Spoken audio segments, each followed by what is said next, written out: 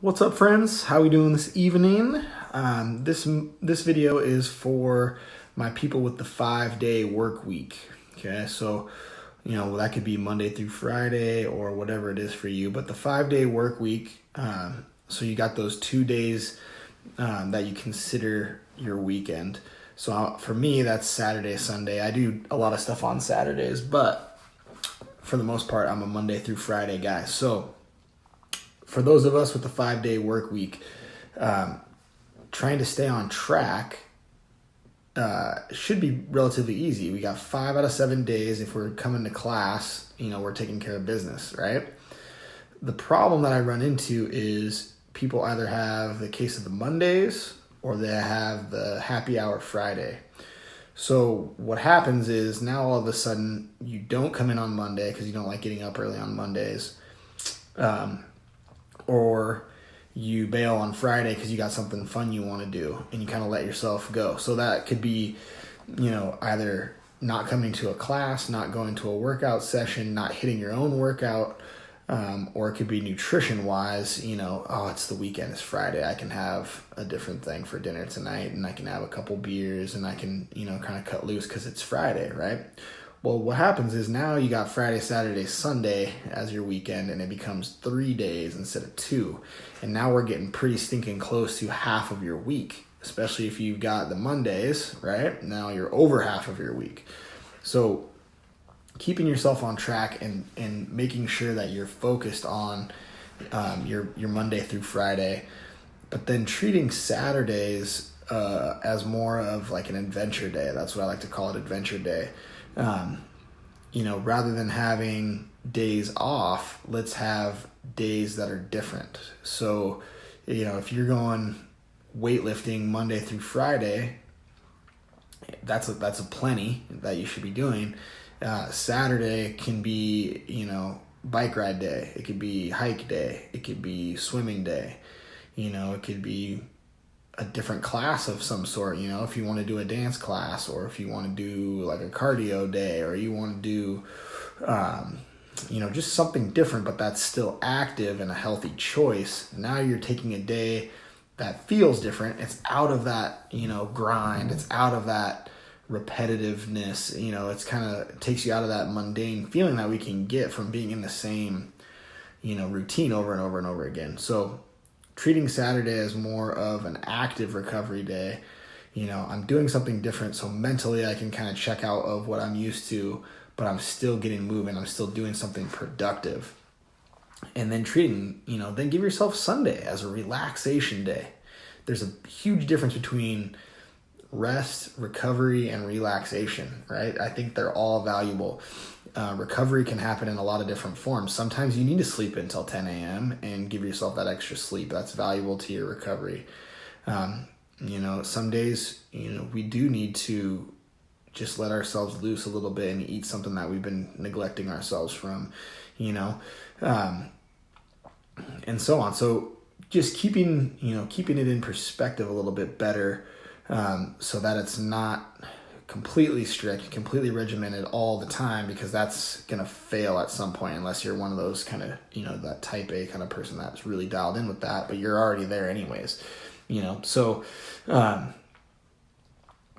giving yourself, kind of that day that feels different than a day that is a day off is really great for keeping you on track, because then you're not overwhelmed, by the grind. The other thing, I have a tough time with overtraining myself.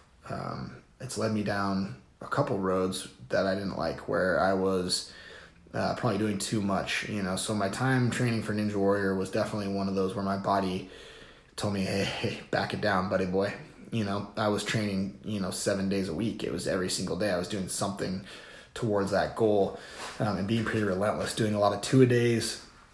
And I was still trying to obstacle course race, so I was running on top of it. My body just kind of said, hey, that's enough, right? So I have a tough time with the overtraining.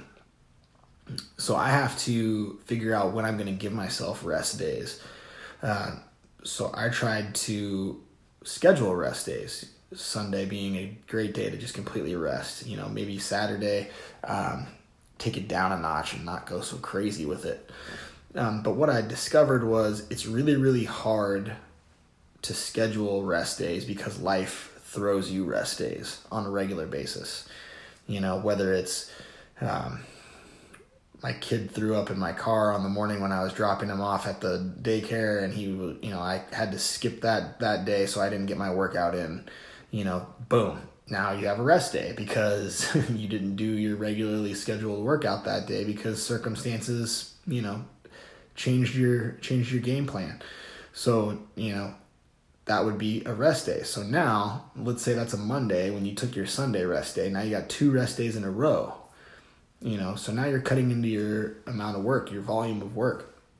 So life can kind of throw you rest days. So I wanted to create kind of like the 2-day rule. Okay. I'm in the course of 7 days, okay, in the span of 7 days, a complete week, whether that's Monday to Monday, Tuesday to Tuesday, whatever. In the course of that 7 days, I'm not going to take more than 2 days off. Okay. So if you kill it Monday through Friday, and you have a great week, take Saturday, Sunday, do whatever you want with it, right? That you've done your job, right? But now if Monday throws you that curveball again and you miss something, then that's 3 days in a row. So over the course of the next 7 days, you need to make sure that you don't miss 2 more days. So you're kind of keeping yourself on track that way, where I'm going to give myself at most 2. So that if you schedule one and life throws you one, there's your 2. You know what I mean? But if you schedule 2 and life throws you one, now we're looking at that half the week is kind of thrown down the drain. And on the other hand too, the 2-day rule kind of applies to creating good or bad streaks. So if you're really on it and you're killing it and you're doing super well and you create this hot streak, you don't want to shut that down by giving yourself too much time off, and it kills your momentum. That being said, a bad streak can happen in the same way, where you go, okay, I took my rest day, right? I had kind of what would usually be my active recovery day, and I didn't really do much. And then the next day I took off, and then the next day I got sick.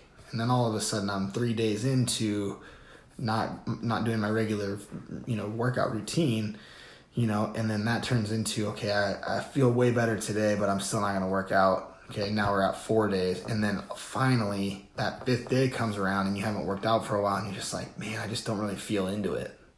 Boom, your momentum is shot. I've seen people take that kind of a circumstance and turn it into a month or 2 months or canceling their membership. So that 2-day rule is important to get to, okay, I've taken 2 days off. I have to find a way to get something done on that 3rd day so that I can start my good streak back up again and not let things get out of control. Okay.